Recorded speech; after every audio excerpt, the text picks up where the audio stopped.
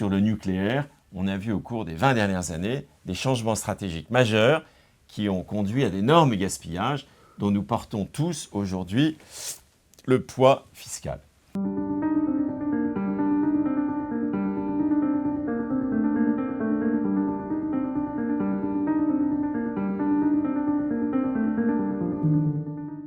Mesdames, Messieurs, chers membres de Contribuables Associés, c'est un réel plaisir ce soir d'accueillir Renaud Dutreil, dont le parcours incarne à la fois l'action publique, la réforme de l'État et puis donc la connaissance fine de l'entreprise. Ancien ministre de la fonction publique et de la réforme de l'État, puis ministre des petites et moyennes entreprises, du commerce et de l'artisanat, il est naturellement à l'origine du fameux pacte Dutreil, un dispositif central pour la transmission des entreprises familiales et la préservation de l'outil productif en France. Or, aujourd'hui, ce pacte est explicitement attaqué, remis en cause dans le débat public, et il est régulièrement présenté comme une niche fiscale, alors qu'il conditionne dans les faits la survie de milliers d'entreprises, d'emplois et de savoir-faire dans nos territoires. Dans un contexte de tension extrême sur les finances publiques, la tentation est grande pour certains de cibler ce qui fonctionne, parfois sans en mesurer les effets économiques réels. La présence de Renaud Dutreil prend ce soir tout son sens et il est là pour répondre, expliquer l'état d'esprit et les objectifs du pacte, rappeler ce qu'il protège concrètement et éclairer sur les conséquences très concrètes qu'aurait sa remise en cause pour l'économie française, les entrepreneurs et naturellement, in fine, les contribuables.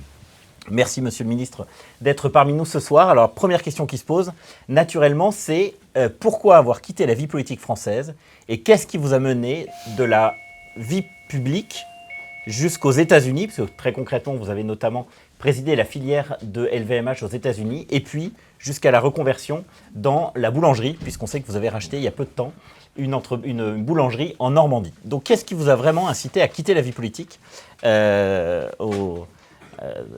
les années 2000 ? Merci d'abord de m'avoir invité. Donc, pour répondre très directement à cette question, moi j'ai une approche assez entrepreneuriale de l'existence. Je pense qu'un entrepreneur, c'est quelqu'un qui crée et qui apprend. Et le processus de l'entrepreneur est une fertilisation constante de ce qu'il apprend, de ce qu'il crée, de la réaction que son environnement va avoir à ce qu'il est en train de mettre en œuvre. Et donc, aussi bien dans la vie politique que dans la vie des entreprises, aussi bien dans les grandes entreprises comme LVMH que dans ma toute petite boulangerie de Veules-les-Roses, c'est à peu près le même processus intellectuel que je suis. Découvrir, apprendre, essayer de maîtriser un savoir, des techniques, et puis, une fois qu'on a le sentiment qu'on a une certaine maîtrise du sujet, passer à l'étape de la créativité, puis de l'exécution. Donc, vous voyez, ce processus, en fait, c'est le processus naturel de tout être humain qui est sur cette planète depuis la nuit des temps et qui est habité par cette terrible envie qu'a l'être humain de progresser. Donc nous sommes très souvent habités par ça, la flamme du progrès. On veut avancer, créer, innover, aller au bout de soi-même et en même temps apporter quelque chose à nos congénères. Bon. Donc je l'ai fait dans la vie publique. Quand j'ai eu le sentiment que j'avais fait, non pas le tour du sujet, mais que j'avais épuisé ma propre énergie créatrice, je me suis dit, il faut vite arrêter. Et donc, je ne dis pas tout seul, j'ai décidé ça aussi avec ma famille, j'ai décidé de rompre brutalement avec la vie politique. J'ai démissionné de tous mes mandats.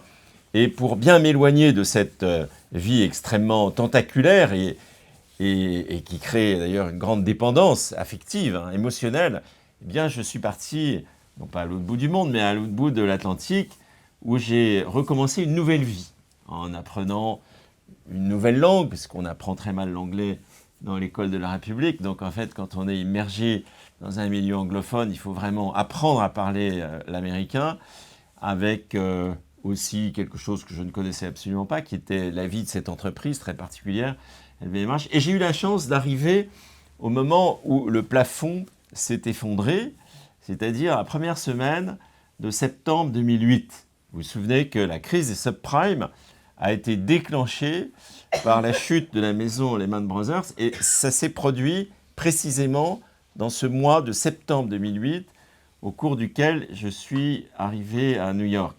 Donc, au début du mois, LVMH était un groupe prospère.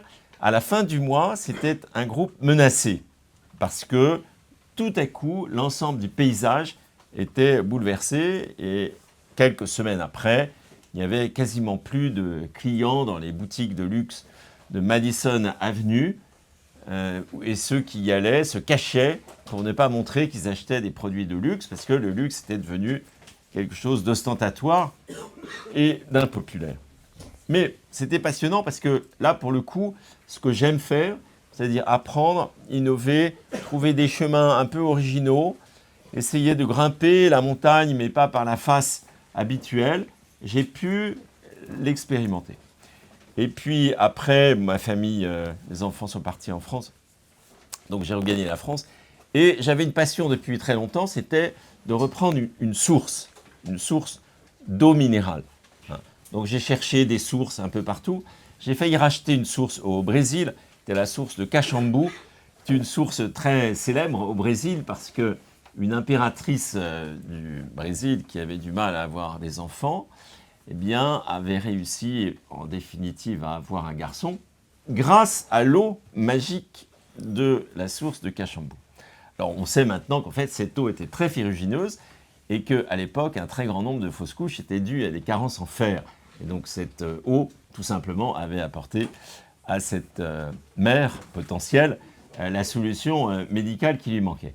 Mais le Brésil est un pays très compliqué, donc j'ai renoncé à acquérir cette source et j'ai finalement acheté une source en Charente qui était en grande difficulté, que j'ai reprise après qu'elle ait été quasiment liquidée devant le tribunal de commerce. Je l'ai redressée, alors toujours la même chose, en essayant de trouver une façon de vendre de l'eau qui ne soit pas celle des grands minéraliers français que vous connaissez tous, les Danone, les Nestlé, les cristallines, etc.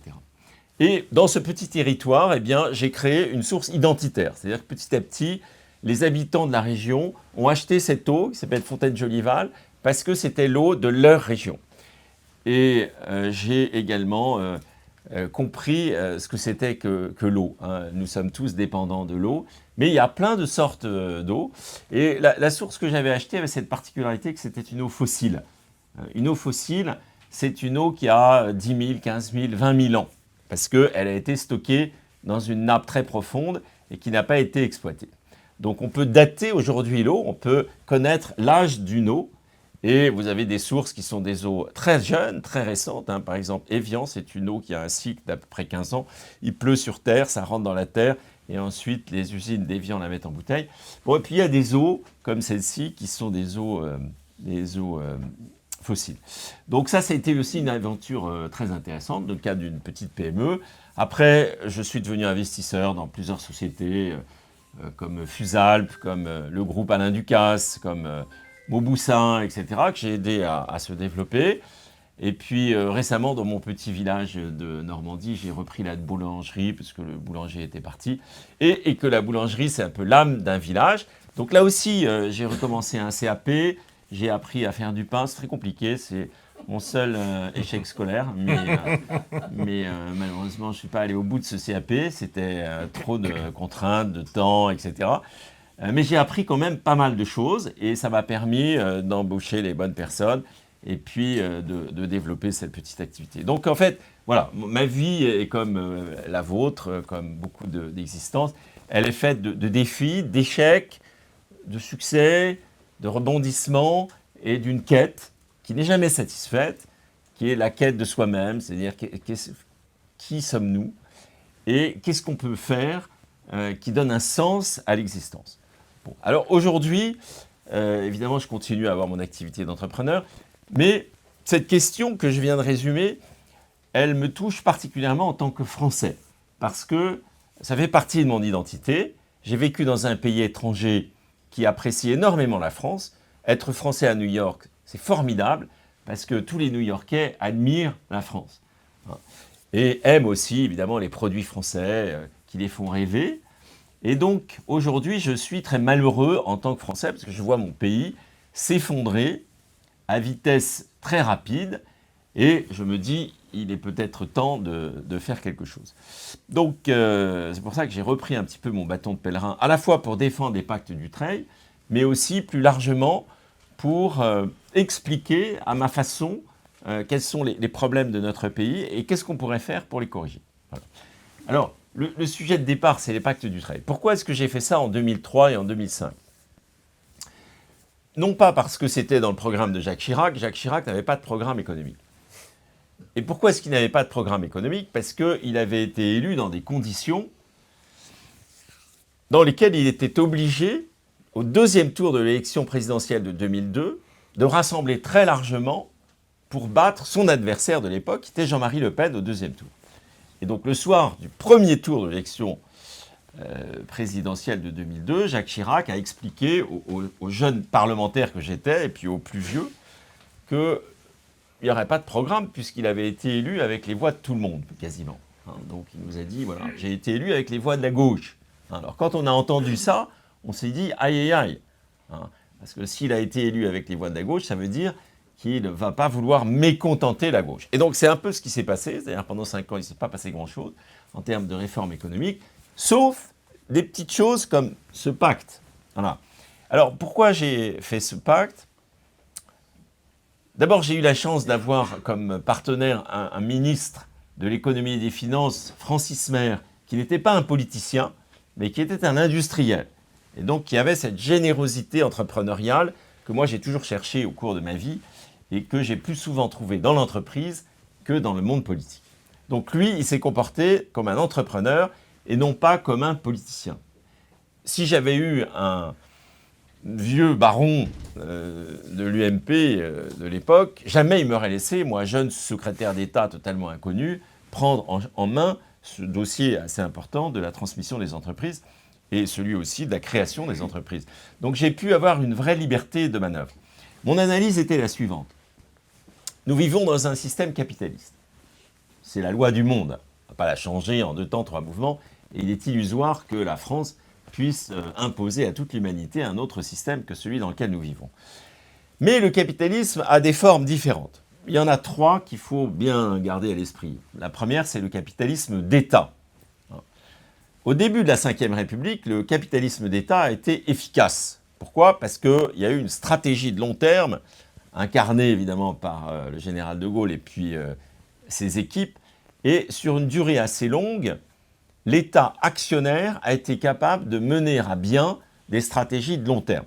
Mais depuis 1981, il y a des alternances très fréquentes en matière politique, et donc l'actionnaire État, c'est une boussole affolée qui ne connaît plus le nord.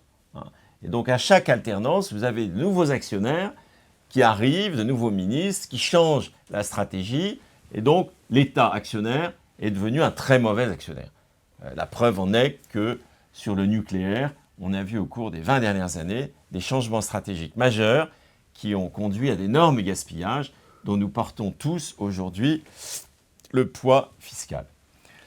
Le deuxième actionnaire qui existe dans le monde, il a été créé par les États-Unis, par le monde anglo-saxon, notamment en raison de l'abondance de liquidités dans les marchés anglo-saxons. Ces liquidités, c'est-à-dire cet argent extrêmement abondant, il vient des systèmes qui sont mis en place, notamment les fonds de pension.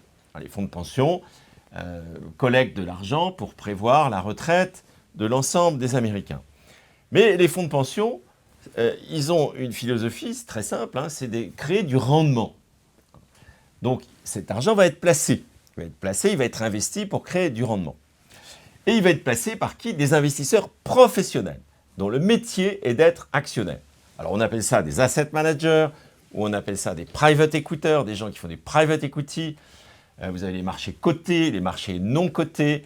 Mais l'ensemble de ces masses financières investies dans les entreprises le sont par des professionnels de l'investissement. Et donc ce capitalisme financier, il a envahi la planète. Il est aujourd'hui extrêmement infiltré dans notre pays, puisque si vous regardez le CAC 40, vous avez à peu près 45% des actions détenues par des investisseurs internationaux, alors que ce sont des entreprises françaises.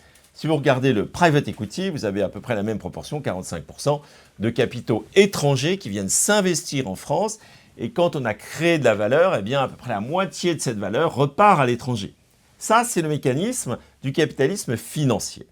Et vous avez le troisième capitalisme, qui est le capitalisme familial. Voilà.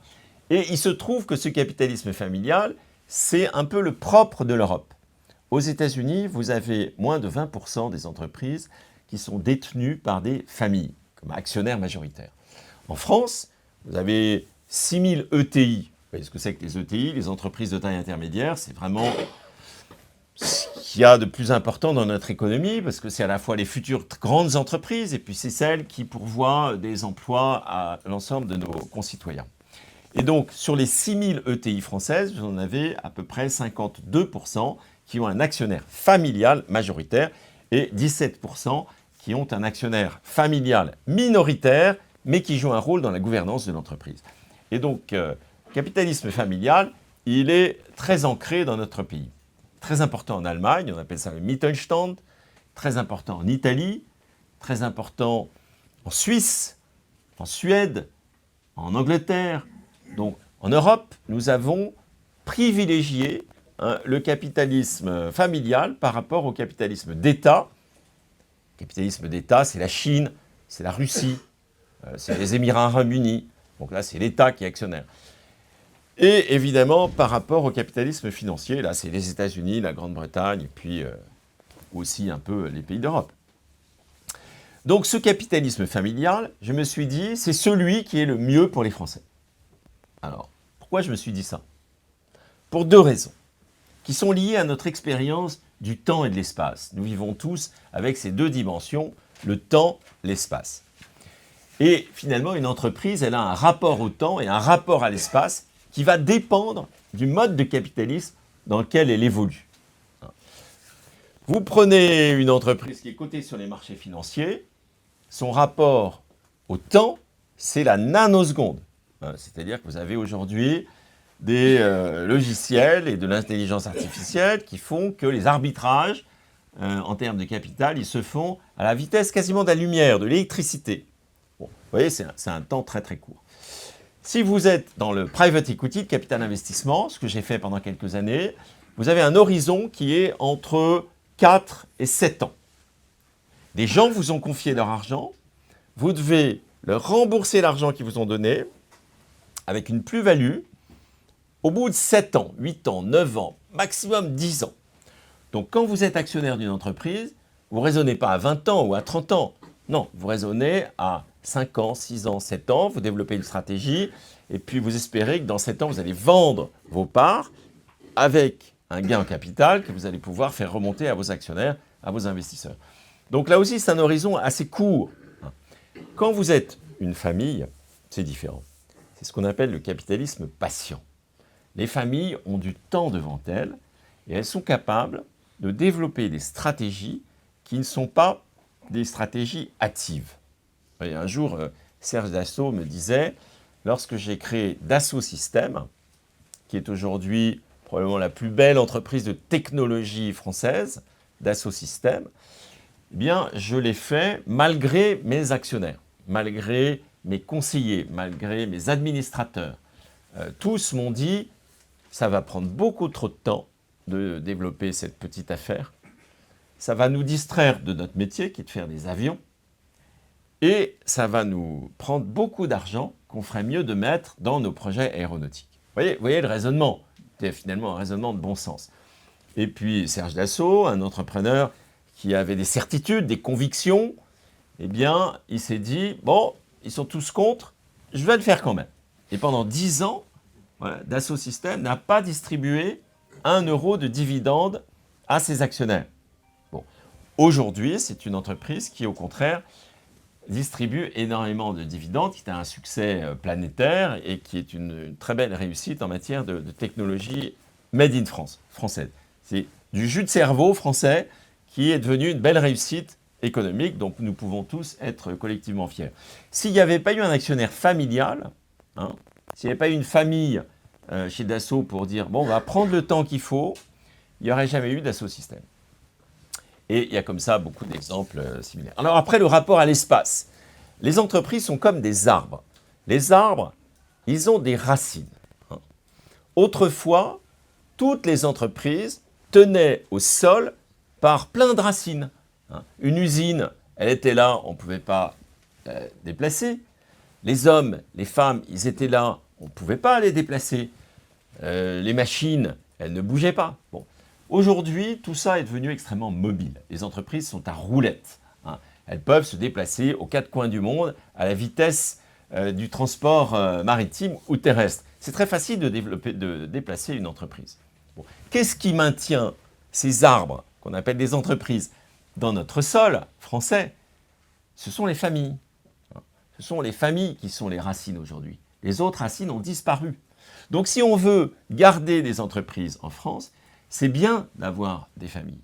Si vous avez comme actionnaire un fonds de private equity new-yorkais, lui, il va regarder le rendement de l'entreprise. Qu'est-ce que ça lui rapporte?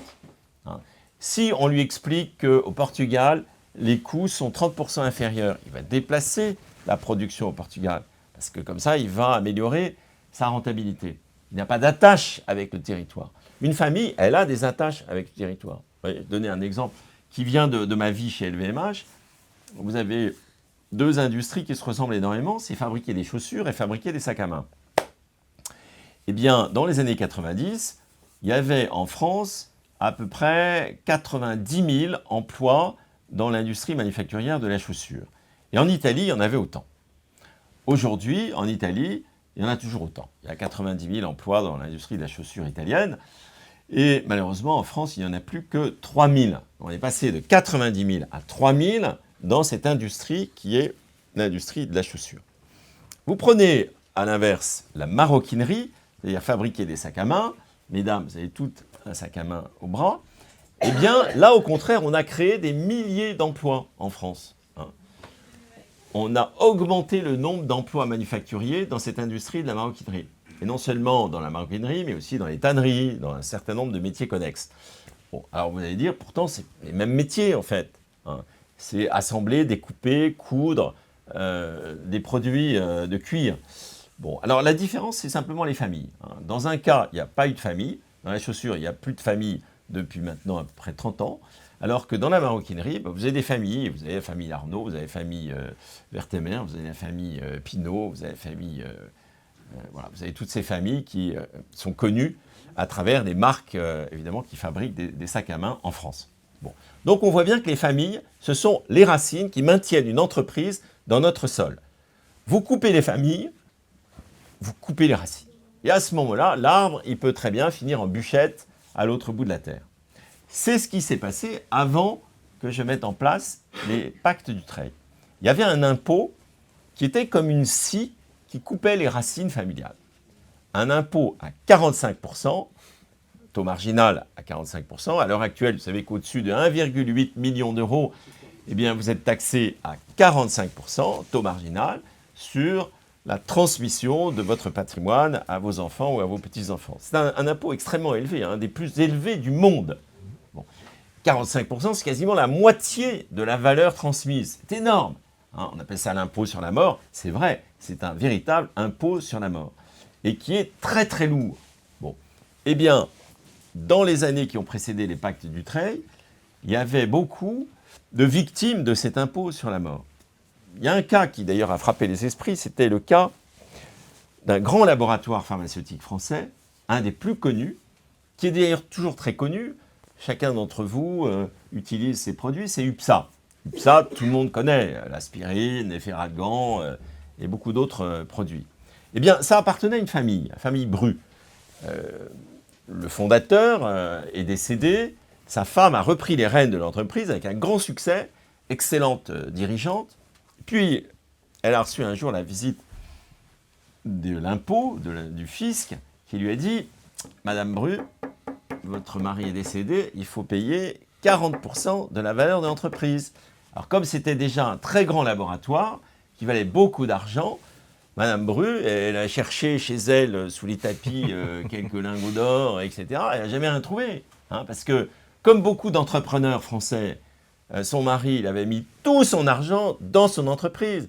Il n'avait pas autant d'argent de côté à la caisse d'épargne ou au fond de son jardin. Donc, qu'est-ce qu'elle a fait? Elle a vendu. Voilà. Elle a vendu à qui? À un grand laboratoire américain. Et donc, cette belle entreprise, UPSA, hop, elle est partie aux États-Unis, en fait. Elle est devenue américaine. Et en 2019, elle a été vendue par les Américains à des Japonais. Donc, comment voulez-vous imaginer qu'un pays puisse garder les entreprises chez lui avec ce système-là? Ce n'est pas possible. On perd toutes nos entreprises si on n'est pas capable de les enraciner. Voilà.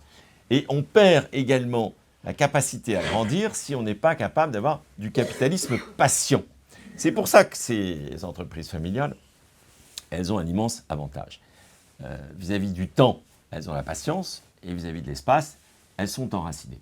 Donc j'étais convaincu qu'il fallait tout faire pour maintenir en France un capitalisme familial avec des familles qui maintiendraient dans notre territoire ces belles entreprises qui créent de la matière fiscale. C'est une chose, mais aussi des emplois, font vivre des territoires, etc. Demandez-vous pourquoi nous avons des entreprises comme ça qui sont un peu partout sur le territoire français et pas toutes concentrées en Île-de-France, par exemple. La raison, là aussi, c'est les familles.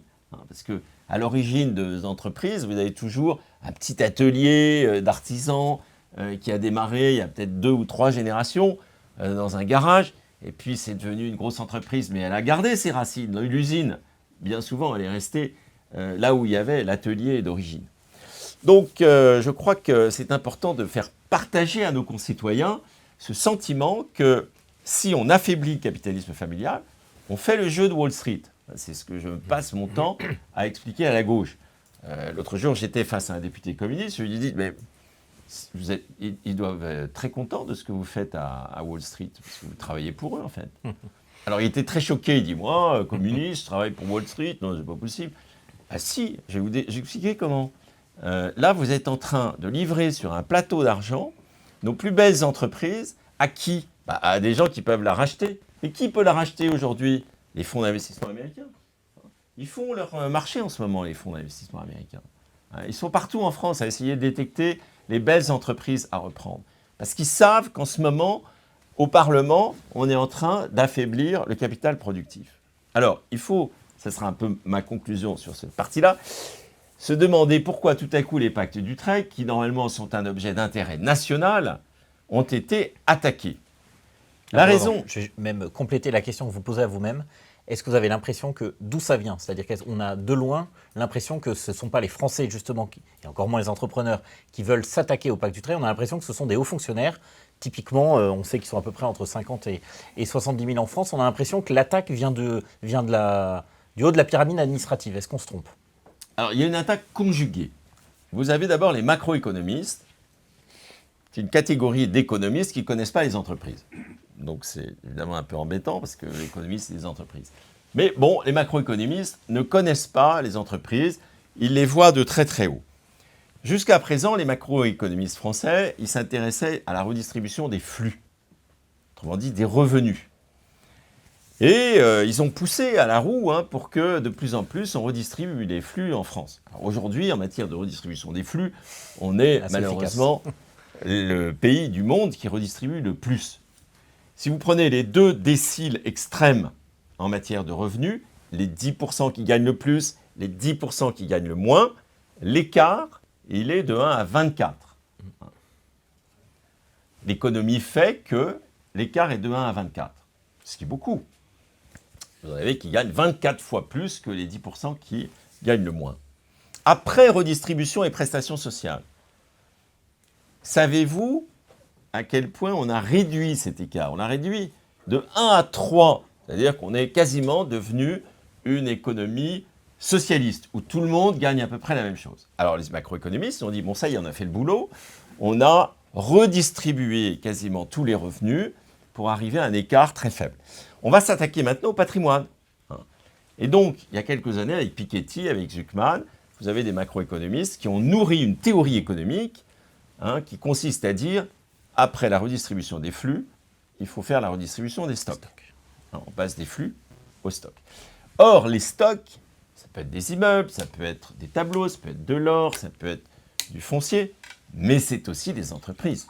Parce que la plupart des Français qui sont riches, ils sont riches de l'entreprise qu'ils ont créée et développée. Et donc, en s'attaquant à la redistribution du capital, en fait, on s'attaque à la redistribution des entreprises. C'est-à-dire, on veut redistribuer les entreprises entre tout le monde.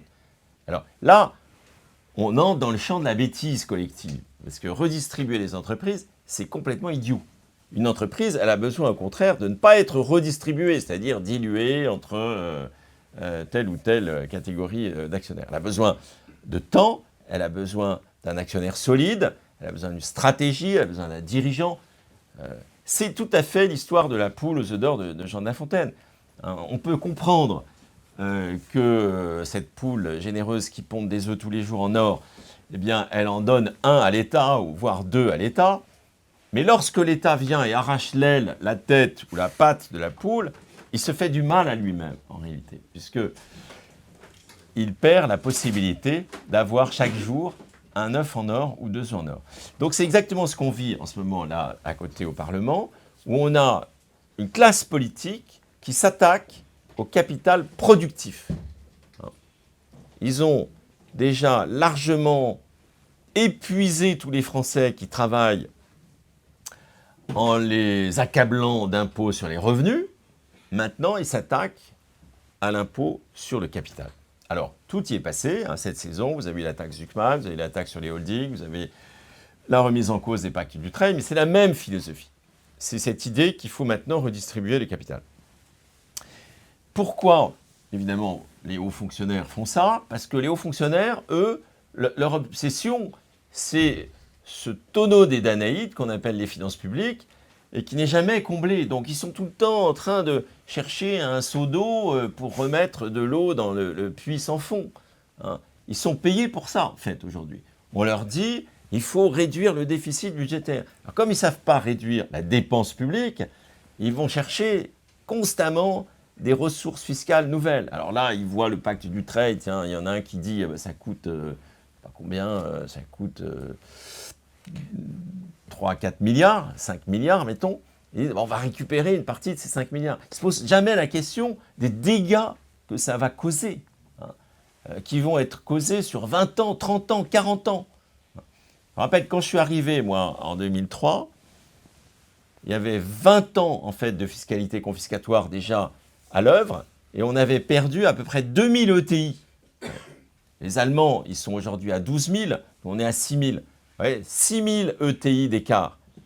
Eh bien, une grande partie de cet écart, il s'est creusé pendant les années de 1981 à 2003. On a perdu beaucoup.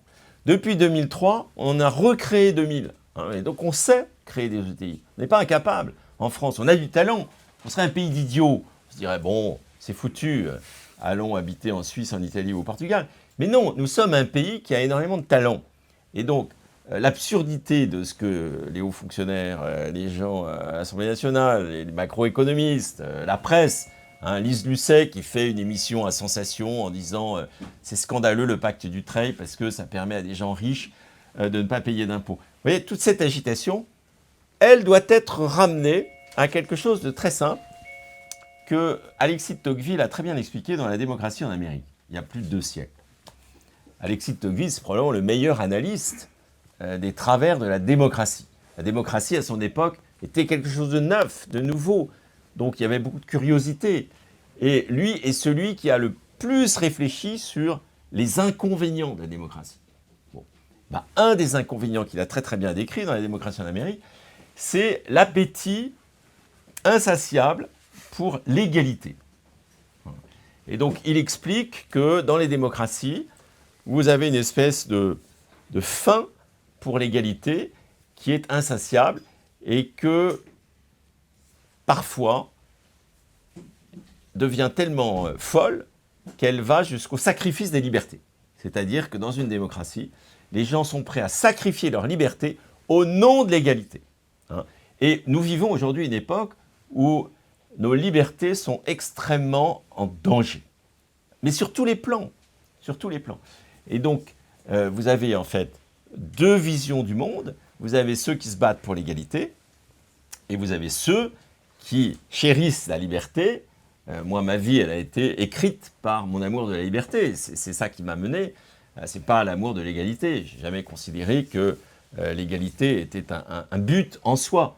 Je suis pour l'égalité des chances, oui, mais pas pour l'égalisation générale avec la guillotine. Donc la liberté aujourd'hui, elle est très en danger, et Tocqueville a très bien décrit ça. Et il dit, voilà, la jalousie, l'envie, la détestation de celui qui a plus que soi fait que dans les démocraties, il y a cette envie de tout égaliser. Alors on le fait avec l'argent, mais on le fait aujourd'hui à l'école. Parce que je ne sais pas si vous savez ce qui se passe dans l'école de la République, mais on fait la même chose avec le savoir qu'on le fait avec l'argent.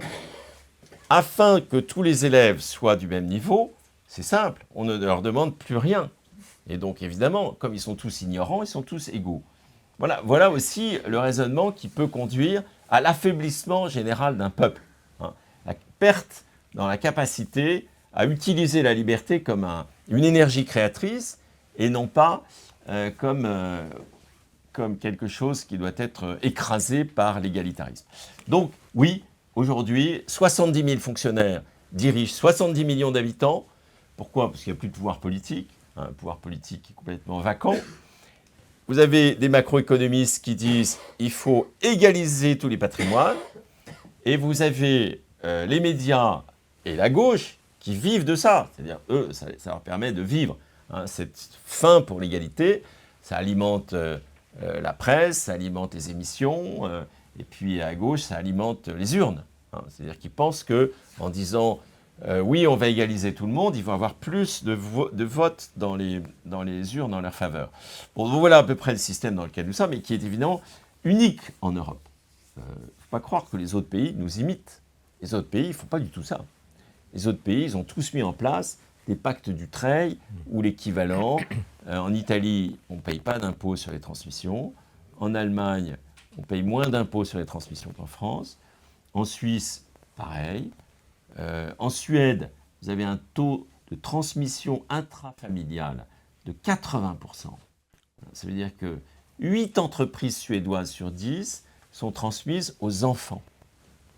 En France, on est à 20%. En Italie, on est à plus de 60%. En Allemagne, on est à près de 70%. En Suisse, on est à 70%. Donc, tous nos pays là, qui nous entourent, ils cultivent les entreprises familiales parce qu'ils savent qu'elles restent dans leur pays et qu'elles défendent les intérêts du pays. Et nous, on est en train de saper l'envie dans les familles de transmettre aux enfants en les décourageant par l'impôt, mais aussi par une agressivité culturelle très très forte. Une sorte de persécution qui fait que si vous êtes un entrepreneur qui veut transmettre bien, le fruit de son travail à ses enfants, il est coupable. Il est mis sur la place publique et dénoncé à la vindicte des bataillons populaires. Donc la situation est effectivement assez problématique. Pour essayer d'incarner encore davantage votre propos, pardon, on va passer juste aux questions juste après, mais justement pour incarner un petit peu votre propos, est-ce que vous avez rencontré des chefs d'entreprise françaises et connus de tous, qui grâce au Parc Dutreil ont pu justement rester dans le giron familial? Est-ce que vous avez des témoignages comme ça de grands chefs d'entreprise? J'en connais tous les jours. Le dernier que j'ai en tête, c'est Alexandre Ricard. C'est l'heure de l'apéritif, alors on va parler des pastis. Mais Alexandre Ricard, le groupe Ricard, Pernod Ricard, c'est un des géants mondiaux des vins et spiritueux. Bon, il se trouve que vous avez deux géants qui sont concurrents de ce groupe. Il y en a un qui est américain et l'autre qui a son siège aux Seychelles, ou je sais pas. C'est Diageo. Et l'autre, c'est Diageo, et l'autre, Bacardi. Voilà. Bacardi, Diageo, c'est les deux grands géants qui sont en fait plus ou moins anglo-saxons dans les vins et spiritueux. Et ça fait 20 ans qu'ils rêvent de racheter Pernod Ricard. Et donc, Alexandre Ricard, l'autre jour, expliquait que s'il n'y avait pas eu le pacte Dutreil, il aurait dû, à la mort de son père, payer un impôt considérable, 45%. Et donc, il aurait vendu immédiatement, mais soit à Bacardi, soit à Diageo. Et Pernod Ricard serait devenu un groupe anglo-saxon. Ce qui veut dire que le pastis qu'on boit à Marseille et ailleurs serait devenu un produit anglo-saxon. Est-ce que c'est ça qu'on veut, vous voyez? Mais il y en a plein des exemples comme ça. J'en ai évidemment énormément rencontré. Parce que beaucoup de familles me disent merci, grâce à vous, on a pu transmettre aux enfants. Alors, ce n'est pas toujours la volonté des familles, hein. Vous avez ce dilemme aujourd'hui, de plus en plus fort. Est-ce que je transmets un cadeau ou un fardeau, hein? Est-ce que c'est un cadeau que je fais à mes enfants de transmettre l'entreprise familiale, ou est-ce que c'est un fardeau qui va peut-être leur empoisonner l'existence? Malheureusement, un certain nombre d'entrepreneurs français, aujourd'hui, disent, dans le contexte actuel, ce n'est pas un cadeau que je vais transmettre, c'est un fardeau. Et donc, ils préfèrent vendre plutôt que de transmettre à leurs enfants. C'est pour ça qu'on a un taux si faible de 20% de transmission intrafamiliale. Merci beaucoup pour ces explications très, très concrètes. Je vous propose de passer aux questions de la salle. Si certains d'entre vous ont des questions, qu'ils en profitent pour lever la main. Voilà. Alors, on va parler dans le micro parce que voilà, c'est enregistré. Je pense à une entreprise qui n'a pas été vendue. Elle a été tout simplement détruite, c'est Brandt. Que pouvez-vous dire sur le cas de Brandt, qui nous a profondément choqués? Oui, Brandt, c'est une entreprise qui évidemment est connue parce que c'est des biens de consommation, hein. Alors, il y a beaucoup d'entreprises qui ne sont pas connues, qui sont très importantes pour notre pays. Mais Brandt est connu du consommateur. Vous savez, c'est des produits électroménagers. Bon, là, le sujet, c'est plus le fait que, avec une immense naïveté, l'Europe ouvre ses frontières à des produits qui sont fabriqués avec des coûts extrêmement faibles, à un moment où la règle du jeu mondial a changé. Jusqu'à présent, jusqu'à l'arrivée de Trump, on va dire, on vivait dans l'idée d'une globalisation heureuse, hein, c'est-à-dire, selon la théorie des marchés, on pensait que le libre-échange et le développement du commerce mondial bénéficiaient à tous. Alors évidemment, il y avait des perdants, il y avait des gagnants, mais globalement, tout le monde en profitait. Trump a mis fin à cette idée en revenant à autre chose que la globalisation heureuse, qui est la déglobalisation compétitive. C'est-à-dire que nous sommes maintenant dans un état sur Terre où les nations sont en lutte les unes contre les autres sur le champ de bataille économique. Alors, ça conduit à ce qu'elles sont aussi en lutte les unes contre les autres sur le champ de bataille militaire. Et ça, ce n'est pas général. Alors, ce qui est général, c'est la bataille économique. Et dans cette bataille économique, eh bien, vous avez deux enjeux, les entreprises et l'argent. Alors, Trump, lui, c'est très simple parce qu'il explique ce qu'il fait. Il dit, pour l'argent, c'est très simple, je vais aller siphonner le bas de laine de tous les pays vieillissants et riches. Et c'est exactement ce qu'il est en train de faire en ce moment, y compris en France. Si vous regardez les produits d'épargne qui vous sont proposés aujourd'hui par les banques françaises ou par les CGP, conseillers en gestion de patrimoine, vous avez de plus en plus de produits américains. Bon, avec des grands noms qui inspirent confiance, Carlyle, KKR, Blackstone, etc., BlackRock. Voilà. Et donc, les Américains, ils ont une stratégie qui m'a été expliquée par le ministre du Commerce américain. Nous, on n'arrive pas à épargner aux États-Unis. Un consommateur américain, il n'épargne pas. Il dépense tout ce qu'il a et il est très endetté. Donc, ils n'ont pas d'argent à investir dans leur réindustrialisation. Alors, ils se sont dit, c'est très simple, on va aller chez les Japonais, ils sont vieux et riches. On va aller chez les Coréens, ils sont vieillissants et riches. On va aller chez les Allemands et les Français, qui sont aussi des nations qui vieillissent et qui sont riches. Riche, ça veut dire en France 6 000 milliards d'épargne financière. C'est 2 fois la dette publique. La dette publique, elle est énorme en France, mais l'épargne des Français, c'est 6 000 milliards. C'est quasiment 2 fois la dette publique. Donc c'est beaucoup d'argent. Et les Américains, ils ont très bien compris un truc, c'est que plutôt que de demander aux Américains d'épargner, c'est-à-dire de moins consommer, il suffit d'aller chercher dans la poche des Japonais, des Coréens et des Européens cet argent qu'ils vont utiliser pour développer leur propre économie. Les Japonais viennent de signer un chèque de 500 milliards pour relancer la filière nucléaire américaine. Alors, pour les retraités japonais, ça veut dire quoi? Ça veut dire du rendement qui va leur être apporté par cette économie américaine qui sert à financer. Et c'est pour ça qu'on devient aussi, et c'est un peu le risque dans les pays qui vieillissent, une économie de rentier. C'est-à-dire qu'on trouve plus commode de donner notre argent aux Américains pour qu'ils nous servent un rendement, plutôt que d'investir dans nos propres entreprises afin qu'elles génèrent des emplois, de la richesse, etc. Et donc ça, c'est la première chose que les Américains font très bien, c'est d'aller chercher l'argent là où il est. Et puis, la deuxième chose qu'ils font, c'est qu'ils vont racheter les entreprises qui sont bien. C'est-à-dire qu'avec les fonds d'investissement, ils vont acheter les entreprises françaises ou non françaises d'ailleurs, qui peuvent leur apporter des technologies, des parts de marché, des savoir-faire. Et c'est ainsi qu'on est en train de perdre aussi une partie de notre économie. Donc les Américains, eux, ils ont une stratégie nationale. Ils défendent l'intérêt de la nation. On ne peut pas leur en vouloir. C'est assez logique qu'ils fassent ça. Nous, on est d'une grande naïveté, pour répondre à votre question. On ouvre largement nos frontières à tous les producteurs du monde et on devient que des consommateurs. On renonce à produire. Comme on ne produit plus et que bientôt on ne saura plus faire de machines à laver le linge, ben évidemment, on achètera des machines qui sont fabriquées en Asie.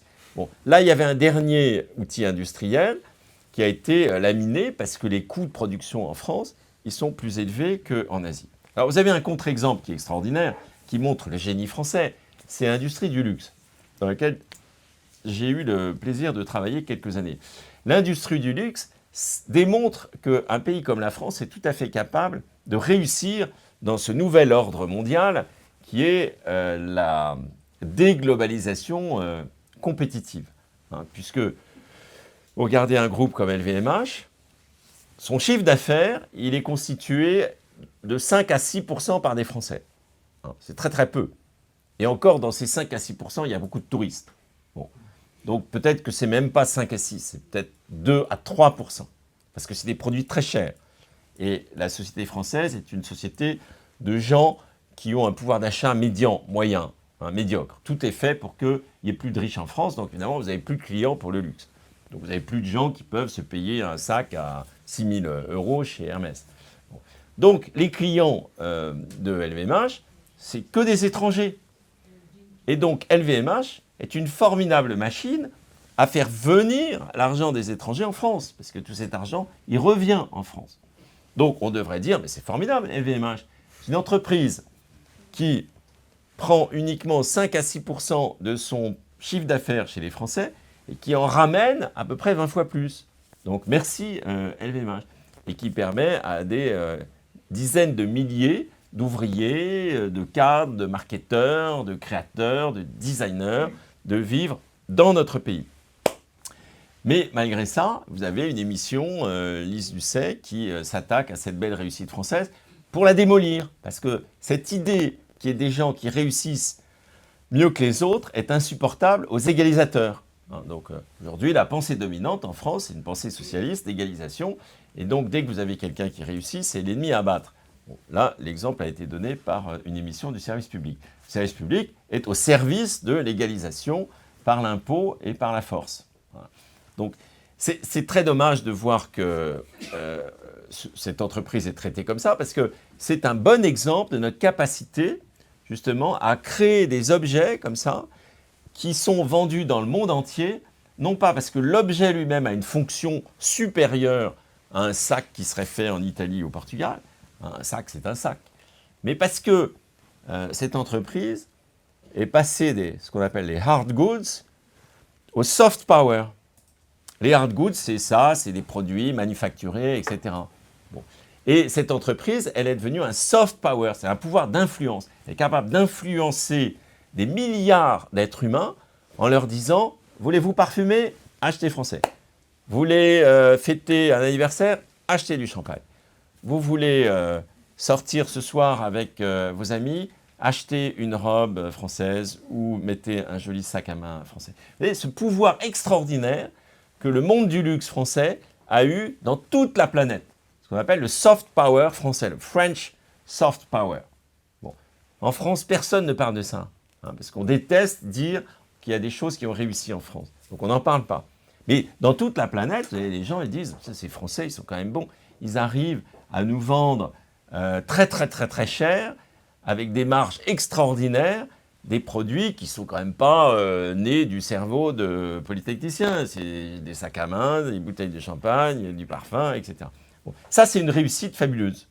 Arriver à s'attaquer au cerveau du consommateur dans toutes les sociétés, quelles qu'elles soient. Asiatiques, sud-américaines, nord-américaines, de toute la planète, tout le monde est conditionné grâce à ce soft power, cette capacité à rentrer dans le cerveau des gens que l'industrie du luxe française a fait. Vous avez 3 choses pour réussir dans l'économie mondiale. Calcul, désir, plaisir. Si vous maîtrisez une de ces 3 variables, vous pouvez faire le bonheur d'un peuple. Les Américains, ils ont énormément misé sur calcul. Ils ont développé des technologies qui reposent sur les mathématiques. Alors, ils vont chercher des Français d'ailleurs pour mettre en place leurs algorithmes, leurs logiciels et leurs modèles mathématiques. Donc c'est encore nous qui leur apportons d'ailleurs une partie de leur réussite. Parce qu'ils savent aller chercher chez les autres ce qui marche et eux-mêmes ils sont souvent un peu dépourvus dans certains domaines. Bon. Donc, calcul, les Américains sont devenus très très bons et nous, on a perdu malheureusement la maîtrise de l'économie du calcul. Mais désir, plaisir, la compétition reste active. Sur le désir, on est très bon. On a réussi à créer une économie du désir, et ce n'est pas simple, qui est aujourd'hui maîtrisée par les Italiens, les Français, les Suisses. Voilà. Bon. Plaisir, c'est l'industrie qui est en train de se développer énormément, puisque plus vous allez avoir de robots, plus vous allez avoir de temps libéré. Et qu'est-ce qu'ils vont faire les gens avec le temps libéré? Ils vont vouloir s'amuser, ils vont vouloir jouer. Bon. Alors c'est le cinéma, c'est les jeux, c'est tout ça. Et là, on n'est pas mauvais non plus. Donc vous voyez qu'en fait, on pourrait très bien s'inspirer du modèle suisse. La Suisse est un tout petit pays, le PIB par habitant le plus élevé du monde. Bon. Un petit pays qui n'a pas accès à la mer, qui n'a pas de pétrole, qui n'a pas de matières premières, dans les montagnes, c'est compliqué de circuler, il faut faire des tunnels. C'est pas gagné d'être le PIB le plus élevé du monde quand on est suisse. C'est pas écrit dans les montagnes. Ils y arrivent. Bon, pourquoi ils y arrivent? À 16 ans, tout le monde rentre en apprentissage. Voilà. C'est-à-dire que les jeunes, ils ne savent pas ce que c'est que le chômage. Ils ont un système scolaire qui envoie tout le monde dans les entreprises. Nous, on envoie tout le monde vers le chômage. Bon. Alors, c'est pourtant pas compliqué de prendre le modèle suisse et de dire on va faire pareil, on est voisins. Il ne faut pas aller très très loin pour regarder comment ils font. Bon. Ensuite, ils protègent les entreprises familiales. Ils les cultivent, ils les favorisent, ils les soutiennent. Ensuite, ils investissent sur l'industrie, ils croient en l'industrie. Ils disent c'est bien de consommer, mais il faut produire. On ne peut consommer que ce qu'on produit. Donc, ils ont un système, vous voyez, par exemple, l'agriculture suisse, c'est très intéressant. Ils subventionnent les paysans pour aller garder des vaches en montagne parce que c'est leur modèle, ils ne veulent pas le perdre. Alors, ils font des choses qui sont tout simplement des choses de bon sens. Et nous, on fait des choses qui sont des choses de mauvais sens parce qu'elles sont idéologiques. C'est-à-dire que nous, au lieu de poursuivre l'intérêt banal du pays, vous voyez, que les gens soient heureux dans le pays, eh bien, on veut refaire le monde avec des utopies, que tout le monde soit égal, etc. Alors ça nous conduit directement dans le mur. Et donc, c'est un peu le sujet des pactes du Treuil, mais plus largement, c'est le sujet de notre démocratie. Vous évoquez... Ah, pardon. Oui, vous évoquez le capitalisme familial à la française. Est-ce qu'il n'y a pas l'apparition d'un capitalisme familial étranger qui vient de nulle part et qui arrive en France? On connaissait la famille Mittal, on découvre la famille Tata, donc, qui a repris Iris Bus. Bon, Iris Bus et Saviem Berliet. On découvre M. Kredzinski, qui est donc un Tchèque, qui reprend l'entreprise stéphanoise Casino, devenu peut-être premier actionnaire de Total. Est-ce qu'il n'y a pas un capitalisme familial, comment dirais-je, qu'on n'arrive pas à identifier, qui est en train de débarquer chez nous? Ça, c'est la première question. Deuxième question qui est liée, comment est-ce que vous définissez une entreprise française? Alors, d'abord, les entreprises familiales, elles sont très agiles. Prenez nos entreprises familiales à nous, je prends encore l'exemple de LVMH, une entreprise qui a acheté toutes les belles entreprises italiennes. En Italie, ils sont furieux, ils disent regardez, la famille Arnault, elle a acheté la péninsule italienne. Donc, c'est le jeu de l'économie mondiale. Vous avez des familles qui grandissent à l'échelle du monde qui sont françaises, puis vous en avez qui sont allemandes et qui vont acheter des choses en France. Bon. Moi, je ne vois pas d'objection à ça, à condition que nous, Français, on ne pénalise pas nos familles à nous. Si nous, comme si on attachait des boulets aux pieds de nos champions olympiques, tout en voulant essayer de monter sur le podium, ça serait totalement absurde. Ben, c'est pourtant ce qu'on fait en économie. Donc, qu'il y ait des familles étrangères qui viennent acheter des choses en France, c'est la règle du jeu. Nous, on a bien le droit d'en acheter à l'extérieur. Mais il ne faut pas pénaliser nos familles à nous. Nos familles à nous, on devrait les protéger, les encourager, les développer. Après, ces familles étrangères qui viennent acheter des entreprises en France, certaines peuvent devenir françaises. Vous avez parfois aussi des entreprises familiales qui sont créées par des familles qui viennent de l'étranger et qui s'enracinent en France. Ça devient des familles françaises, elles sont attachées. Moi, ce qui compte pour moi, c'est cette notion de racine. Oui. Est-ce que la famille a des racines en France? Bon. Si elle n'a pas de racines en France, il est très probable, et c'est ce qui s'est passé par exemple avec Mittal, que son intérêt pour l'emploi français, pour le territoire français, il va être très minime. Bon. Si d'autres familles vivent en France, ont leurs enfants à l'école en France, s'enracinent en France, etc., deviennent des familles françaises, tant mieux. C'est des gens qui ont du talent, ils ont réussi en France. Encourageons-les à devenir de vraies familles françaises. Le capitalisme familial, il existe énormément dans les pays dits développés. Or, la Chine et la Russie, les pays qui se sont développés récemment, parce que finalement, c'est la fonction la plus naturelle du capitalisme. C'est un entrepreneur qui réussit, et puis comme il a très très bien réussi, il a envie que ses enfants ils continuent l'aventure, et ça fait une famille, cette famille de plus en plus riche, réussit, investit, innove, etc.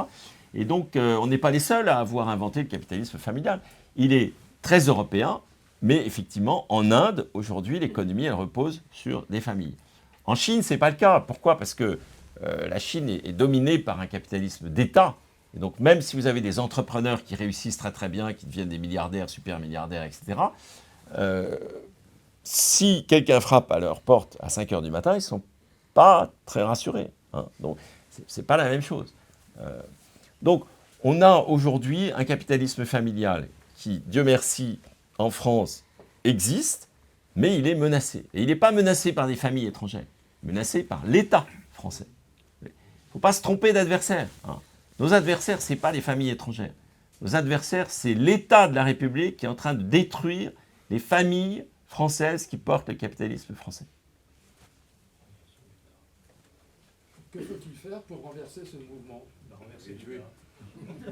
Alors, vous avez, en France, nous sommes dans une démocratie, mais cette démocratie s'est déformée. Pourquoi elle s'est déformée? Parce qu'à la différence de toutes les démocraties qui nous entourent, nous avons vu la dépense publique franchir la barre des 50%. Pour moi, cette barre de 50%, elle est sacrée. À partir du moment où vous avez plus de 50% de dépenses publiques dans le PIB, dans la richesse nationale, vous déformez la démocratie. Et c'est exactement ce qu'on est en train de vivre aujourd'hui. Nous sommes à 57%, je vous le rappelle, et la moyenne européenne est à 49%. 49, ce n'est pas un hasard, c'est le point d'équilibre, 49. Ça veut dire que vous avez autant d'argent dépensé de façon privée que d'argent dépensé de façon publique. Bon. Et quand vous avez cet équilibre, finalement, ça se traduit dans le monde politique. C'est-à-dire que vous avez des partis qui sont plutôt favorables à l'initiative privée, puis vous avez des partis qui sont plutôt favorables à la dépense publique. Bon. Mais nous, ça s'est déformé. Donc aujourd'hui, comme vous avez près de 6 Français sur 10 qui sont bénéficiaires nets du système de dépenses publiques, et 4 Français sur 10 qui sont contributeurs nets. Moi, j'appelle ça les abeilles. Les abeilles, ce sont les contributeurs nets, ceux qui contribuent par leur production. Et les bénéficiaires nets du système, c'est une majorité aujourd'hui, 6 Français sur 10. Donc, les partis politiques, qu'est-ce qu'ils font? ils jouent à un jeu qu'on appelle la démocratie, dont la règle est très simple. Si vous n'avez pas 51% des voix au deuxième tour d'élection présidentielle, vous avez perdu. D'accord ? Il y a des jeux où vous gagnez avec 15%, avec 20%, avec 30%. Dans ce jeu-là, qui est le nôtre, vous ne gagnez que si vous avez 51% au deuxième tour de l'élection présidentielle. Bon. Tous les partis ont ça en tête. Ils sont tous obsédés par cette élection. Donc ils veulent tous 51% minimum des voix. Alors quand ils voient la société française, ils voient les abeilles, 40%. Les autres, 60%. D'après vous, qu'est-ce qui les intéresse ? Les 60%. Bon. Et donc, autrefois, quand on était autour des 50% de dépenses publiques dans le PIB, vous aviez la droite, généralement, était plus pro-dépenses privées. Vous avez la gauche qui était plus pro-dépenses publiques. C'était un peu comme ça que ça fonctionnait. Parce que c'était équilibré. Maintenant que ça n'est plus équilibré, que c'est totalement déformé, qu'est-ce qui se passe ? Même la droite est pour la dépense publique. Et c'est ce qu'on a vu ces temps derniers à l'Assemblée nationale. Vous avez toute la Macronie, LR, tout ce monde-là a voté comme un seul homme pour l'aggravation des déficits, pour le renoncement à la réforme des retraites, pour l'aggravation de la dette publique, pour la dépense publique, en fait. Ils sont tous, aujourd'hui, en train de chercher des moyens d'envoyer des messages aux électeurs qui vivent de la dépense publique en leur disant « Venez voter pour moi, je vous en donne un peu plus. » Un truc un peu plus gratuit. Tous les jours, il y a des idées nouvelles pour que les choses gratuites soient apportées aux Français. Avec, évidemment, non pas de l'argent qui existe, mais de l'argent qui n'existe pas, qu'on appelle la dette publique. Donc, ils ont tellement joué à ce jeu de la dépense publique que maintenant, ils sont obligés de s'endetter. Alors, ils s'endettent avec ce qui est une énorme arnaque. Parce qu'en réalité, ils s'endettent grâce à des investisseurs internationaux qui font confiance à la France pour une raison, c'est les 6 000 milliards d'épargne financière qu'ont les Français. S'il n'y avait pas ces 6 000 milliards, les taux auxquels la France emprunte aujourd'hui ne seraient absolument pas les mêmes. Mais les investisseurs internationaux, ils savent que lorsque l'État ne sera plus capable de rembourser sa dette, il ira taper dans l'assurance vie, il ira taper dans l'épargne réglementée, il ira taper dans l'épargne des Français. Et donc, c'est une prise d'otage faite de tous les épargnants français qui, sans le savoir, sont la caution, comme s'ils avaient signé une caution, vous voyez, solidaire. Ils ont signé une caution solidaire. Des gens qui, à l'Assemblée nationale, passent leur temps à envoyer de l'argent gratuit à tout le monde. Alors, ce système, moi j'appelle ça une démocratie très déformée, où la règle du jeu n'est plus saine, parce qu'elle conduit le pays globalement à l'abîme. Et donc, aujourd'hui, vous avez des gens comme Nicolas Bavrez qui disent, bon, de toute façon, ils sont drogués à la dépense publique, et on est incapable de les sevrer. Le sevrage n'est pas possible, parce que le sevrage, pour eux, ça veut dire renoncer à ces fameuses 51% de voix à l'élection présidentielle. Donc, on va aller dans le mur, puis quand on aura touché le mur, à ce moment-là, on sera mis en tutelle, on sera sous tutelle de Danois, d'Allemands, de Hollandais qui viendront à Bercy et qui diront allez, les hauts fonctionnaires, là, poussez-vous, c'est nous qui prenons les manettes. Et là, à ce moment-là, ils vont serrer les boulons. Bon, ça, c'est l'hypothèse que Nicolas Bavrez évoque fréquemment dans ses papiers. Vous avez une autre hypothèse qui est reprendre le contrôle de l'avion. L'avion n'a plus de pilote. Une autre hypothèse, c'est se dire tiens, on va reprendre le contrôle de l'avion. Et ça suppose que les abeilles minoritaires commencent à s'organiser, prenant le constat qu'à l'Assemblée nationale, aucun parti politique ne représente les abeilles, pour une raison structurelle, pour une raison évidente, c'est que les abeilles ne les intéressent pas. À ce moment-là, les abeilles se disent, bon, personne en fait ne nous défend, personne ne nous comprend, personne ne représente en fait nos intérêts qui sont d'ailleurs ceux de la France, parce que si la France s'arrête de produire, tout le monde va s'appauvrir. Et à ce moment-là, on passe par les 4 phases de la vie politique, qui sont 1, l'effervescence, c'est ce que nous vivons en ce moment, cette effervescence de toutes les abeilles qui partout en France commencent à rouspéter. Après, vous avez la phase de l'organisation, c'est-à-dire que les abeilles, comme le Comité national de la résistance qui, sous l'occupation, a assemblé des tas de mouvements différents, qui venaient de la gauche, d'autres de la droite, etc. Tout le monde s'est mis sous l'égide du CNR. C'est l'organisation, phase 2. Troisième phase, le projet. Et phase 4, l'incarnation. Si vous suivez ce parcours, qui en fait conduit une catégorie de Français qui sont aujourd'hui opprimés, qui sont aujourd'hui ponctionnés par un État qui n'a de cesse en fait d'accroître les impôts. Alors avant c'était les revenus, maintenant c'est le patrimoine. Eh bien, si ces Français passent par ces 4 phases, on peut imaginer qu'ils commencent à peser sur le système pour le remettre dans l'axe. Et l'axe, c'est pas de dire il n'y aura plus de services publics, ça va être le chaos, l'ultralibéralisme, etc. Tout ça, ce sont des sornettes. En réalité, il s'agit de revenir tout simplement à un équilibre dans lequel il y a des bons services publics et puis où l'initiative privée, l'entreprise peut s'épanouir et créer de la richesse pour l'ensemble de la collectivité. Donc, moi, c'est ce que je propose depuis longtemps, de dire qu'il faut revenir sous la barre des 50%. Déjà, premier truc à faire, on supprime de la dépense publique de façon extrêmement rapide et forte pour repasser sous les 50% de dépenses publiques dans le PIB. On recentre l'État sur les 3 fonctions, les 3 piliers de l'État, qui sont les 3 socles, qui sont le socle du savoir, le socle de la sécurité et le socle de la santé. Voilà.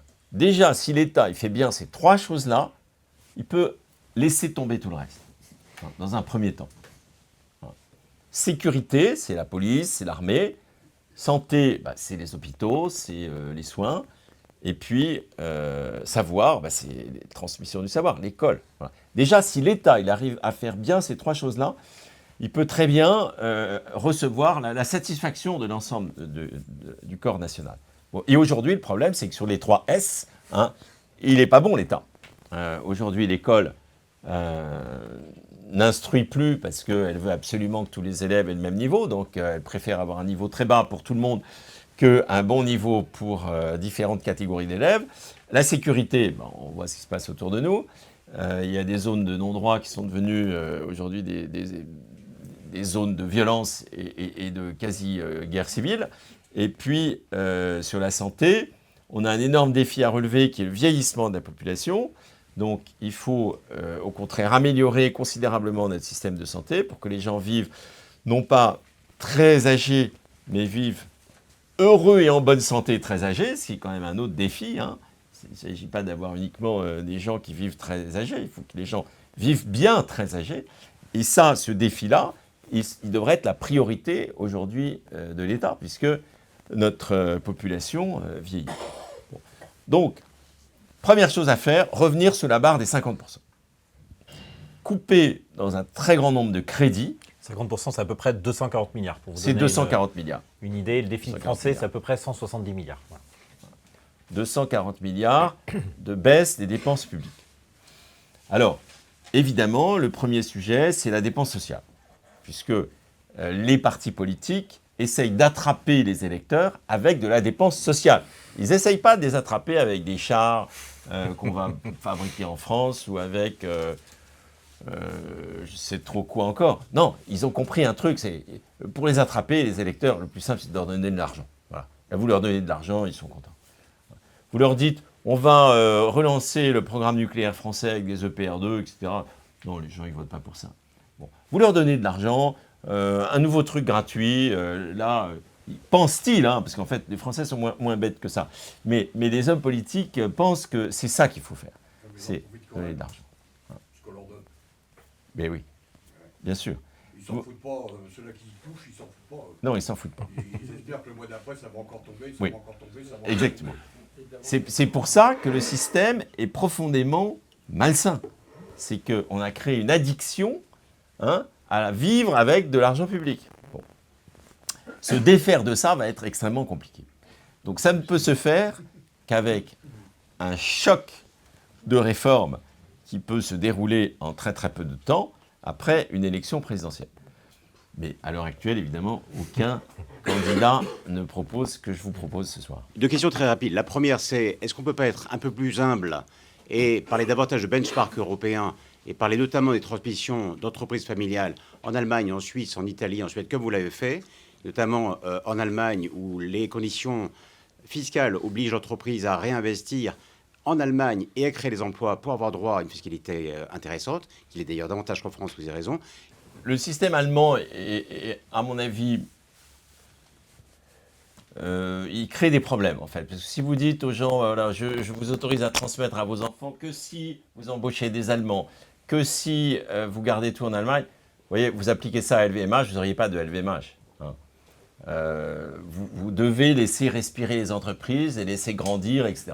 Moi, je dis une entreprise qui appartient à une famille française, famille française, il faut 0 taxe sur la transmission. Parce que d'abord, la transmission, c'est un moment de fragilité pour une entreprise, ce n'est pas un moment de force. Hein. Le dirigeant s'en va, il est fatigué, il a parfois des problèmes de famille, à quel enfant il va donner le pouvoir, c'est compliqué. Et là, vous avez l'État qui arrive et qui prélève de façon violente de l'argent sur l'entreprise, ce n'est pas le bon système. Le bon système, c'est taxer les flux, pas taxer les stocks. Voilà, ça, c'est la bonne fiscalité, c'est ça. Je voudrais revenir, vous avez fait état, j'ai rien contre M. Bernard Arnault, soit dit au passage. Vous avez fait état, on parle tout le temps de LVMH, LVMH, LVMH. On a d'autres pépites en France. On a Hermès, par exemple, ne les oublions pas, et puis il y en a d'autres. Et alors, il y a autre chose pour lequel je suis très sensible, parce que je suis directement concerné.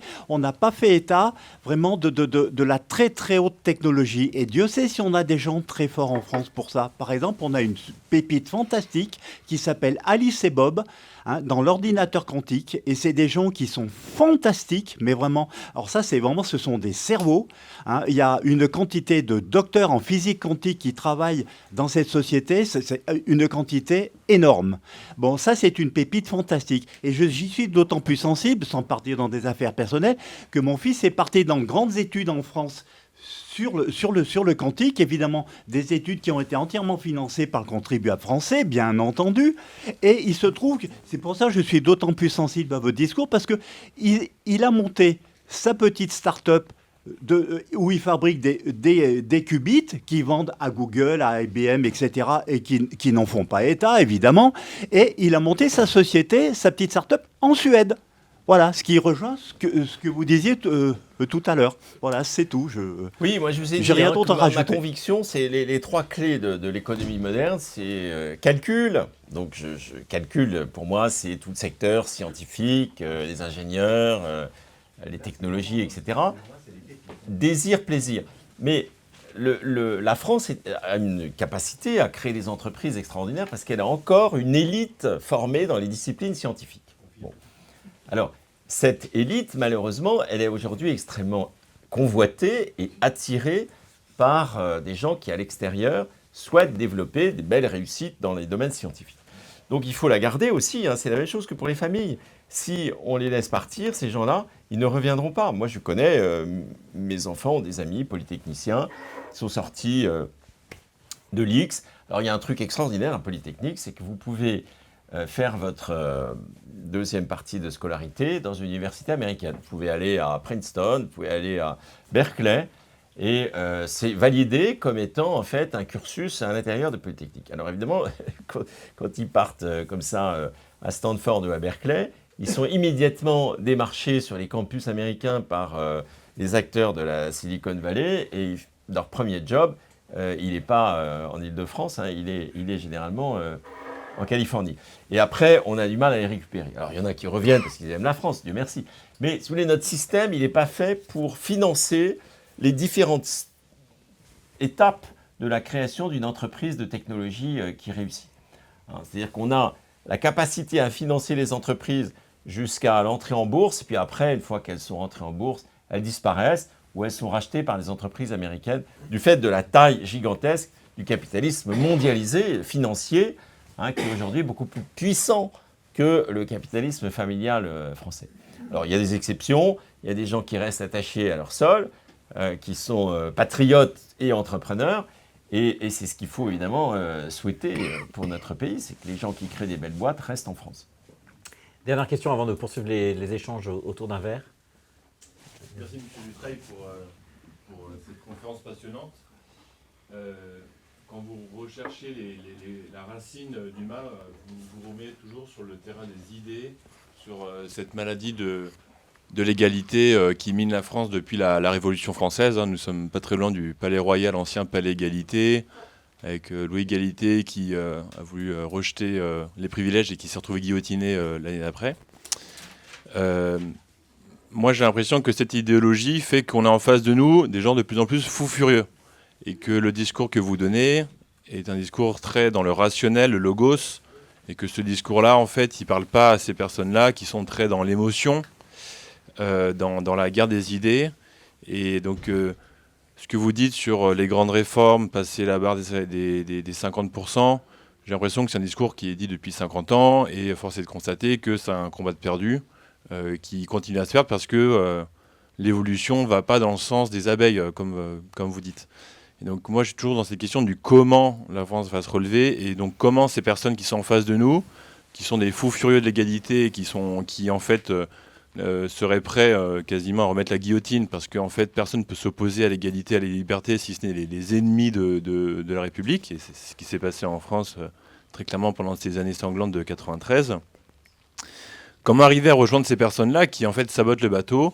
Comment arriver à ce qu'il y ait des chemins de Damas qui se forment en face de ces personnes-là, parce que à ce rythme-là, il y a plus d'eau qui rentre dans la coque que d'eau qu'on retire. Donc voilà, c'est vraiment le comment on fait au-delà des mots. C'est très difficile de désintoxiquer un pays qui vit sous anesthésie financière et qui a atteint un tel niveau de dépendance de la dépense publique, à 57%, mais demain ça sera 60%, et puis ça continue à évoluer, c'est-à-dire qu'on n'a pas du tout enclenché la marche arrière.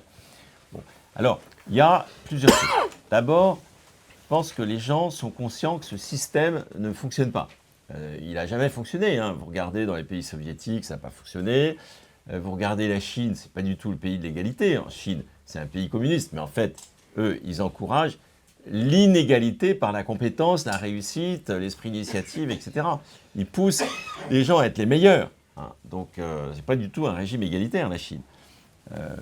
Vous avez aussi l'amour de la liberté. Je pense qu'à un moment donné, les Français se rendent compte qu'ils perdent leur liberté. Dans tous les actes de la vie quotidienne, ils sont surfliqués, surprotégés, assistés. Et il y a quand même un certain nombre de gens qui ont un tempérament d'abeille, c'est-à-dire qui ont envie de construire leur vie de façon autonome, pas d'être une unité dans une usine humaine où tout est dirigé en haut par les 70 000 fonctionnaires, hauts fonctionnaires de l'État. Donc la liberté, elle est aussi ancrée dans la nature humaine. Moi, je crois à cette capacité des gens à ressentir de l'émotion pour la liberté. Bon. Et là, on arrive quand même à un moment qu'on appelle le ras-le-bol. On sent monter le ras-le-bol. Alors le ras-le-bol, c'est les abeilles face aux frelons politiques. Vous savez, c'est une fable qui avait été utilisée par Saint-Simon en 1830, donc un philosophe qui avait dit, en fait, la France, c'est la querelle des abeilles productives, industrieuses, et des frelons politiques. Il disait, si on supprimait tous les frelons politiques, tous les sénateurs, tous les députés, etc., la vie des Français ne s'en ressentirait pas du tout plus mal. En revanche, si on supprimait toutes les abeilles industrieuses de notre pays, ça serait une catastrophe. Bon, vous voyez, il l'a dit il y a 2 siècles, toujours vrai. On est en pleine actualité avec cette querelle des abeilles et des frelons. Bon, et vous avez 40% quand même d'abeilles. C'est d'abord les salariés, c'est les plus nombreux. Et eux, il faut leur redonner du pouvoir d'achat. Ça, c'est clé. Il faut leur dire, regardez votre feuille de paye entre ce qui arrive sur votre compte en banque et ce que ça coûte à votre employeur. Au milieu, vous avez une prédation. Une prédation, parce qu'en réalité, aujourd'hui, vous cotisez des cotisations retraite, mais ce n'est pas pour vous. Vous ne vous créez plus de droits aujourd'hui avec le système de Ponzi qui est devenu le système par répartition. Donc, ces gens-là, ils s'aperçoivent qu'ils se font arnaquer aujourd'hui. Donc, il faut redonner à ceux qui sont des abeilles du pouvoir d'achat en écrasant la partie qui est entre ce que je reçois sur mon compte en banque et ce que ça coûte à mon employeur. Ça, c'est émotionnel, parce que quand les gens reçoivent plus d'argent sur leur compte en banque, ils sont contents. Bon. Et c'est le fruit de leur travail, si vous voulez. C'est normal qu'ils reçoivent plus de leur travail qu'ils n'en reçoivent aujourd'hui. Aujourd'hui, les Français ont un sentiment de pauvreté et les employeurs, ils ont le sentiment que la main-d'œuvre leur coûte très très cher. Cherchez l'erreur. Les prélèvements obligatoires sont devenus beaucoup trop importants sur les abeilles. Donc moi, je propose quelque chose qui est impopulaire, mais de toute façon, on ne s'en sortira pas sans solution impopulaire. Donc je propose de transférer un certain nombre de cotisations sociales qui pèsent sur les actifs sur le consommateur par la TVA, qui est un impôt inventé par les Français, qui est le meilleur des impôts du monde. Vive la TVA! Donc je préfère 1000 fois qu'on augmente la TVA plutôt qu'on écrase les abeilles qui continuent à travailler en France. Donc, moi je ne dis pas il n'y a pas de solution, je dis il y a des solutions qui nécessitent un peu de courage. C'est-à-dire qu'on va froisser évidemment un certain nombre d'intérêts, les gens qui ne vont pas aimer ce qu'on propose. Mais il y a quand même 40% d'abeilles. Hein. Et parmi les retraités, par exemple, qu'on classe économiquement, l'INSEE les classe parmi les 60% de gens qui sont des bénéficiaires nets du système de redistribution et qui ne sont pas donc catégorisés en abeilles. En réalité, chez les retraités, c'est des anciennes abeilles, la plupart. Hein. Toute leur vie, qu'est-ce qu'ils ont fait? Ils ont bossé, ils ont créé, ils ont épargné, ils ont voulu transmettre à leurs enfants, etc. Donc ils résonnent encore comme des abeilles, même si ils sont bénéficiaires nets du système de redistribution. Donc on peut imaginer que les abeilles plus les abeilles retraitées, ça fasse une majorité. Hein. Donc il ne faut pas désespérer du fait qu'en France, on ne soit pas capable de créer une majorité qui soit favorable au mouvement des abeilles. Le problème, c'est que la classe politique, elle n'a aucune envie de créer un mouvement des abeilles, parce qu'elle n'y a pas intérêt sur le papier. Elle trouve ça trop difficile, trop compliqué d'aller dire des choses déplaisantes comme ça ne va plus être gratuit, ça ne va plus être la carte vitale donnée à tout le monde. Ça va... Vous voyez, toutes ces choses-là, aucun n'a envie de le dire. Bon. Donc il faut créer de toutes pièces le mouvement des abeilles. C'est, à mon avis, la seule solution. Très bien. Écoutez, en vous écoutant, je me disais que la vie était mal faite, c'est-à-dire qu'on a des responsables politiques qui ont obtenu des résultats et qui ont quitté la vie politique, et d'autres qui qui plombent le pays et qui font tout pour rester, malheureusement, dans la vie politique française. Deuxième chose que je retiens, c'est quand même que tout n'est pas perdu, comme vous l'avez dit. Le peuple de France est un peuple plus travailleur, un peuple courageux, ingénieux, mais qui est évidemment un peuple rationnel, c'est-à-dire quand vous avez des responsables politiques qui construisent un système qui le dissuade au travail, et bien effectivement, certains Français font le choix du non-travail. Et dans ce cadre-là, vous pouvez compter sur le soutien de contribuables associés pour accompagner ce mouvement des abeilles jeunes, des abeilles dans la force de l'âge et des abeilles plutôt seniors. Voilà, merci beaucoup pour votre participation. Triple merci. Merci, Monsieur le Ministre, d'avoir eu la gentillesse de participer à cette réunion de contribuables associés. Merci à l'équipe de contribuables associés d'avoir organisé cet événement. Merci à vous, chers membres de contribuables associés, de participer au combat des abeilles. Et puis donc je vous propose de prendre un verre autour de Monsieur le Ministre. Et vous avez la chance d'avoir Jean-Baptiste Léon, qui est dans la salle, qui est l'auteur du livre noir de l'argent public, qui est le directeur des publications de contribuables associés, qui a présenté son ouvrage dans de nombreux médias, et encore ce matin, dans l'heure des pros, avec Pascal Pro, sur CNews. Voilà, donc il est à votre disposition. C'est pour vous un excellent cadeau de Noël pour offrir à vos familles, pour comprendre justement les mécanismes de l'argent public, et donc très concrètement, à quoi servent vos impôts, et comment sortir naturellement de ce marasme. Donc Jean-Baptiste se tiendra juste là, et Monsieur le Ministre, il y a quelques minutes pour rester avec nous, nous serions ravis. Avec plaisir. Merci beaucoup.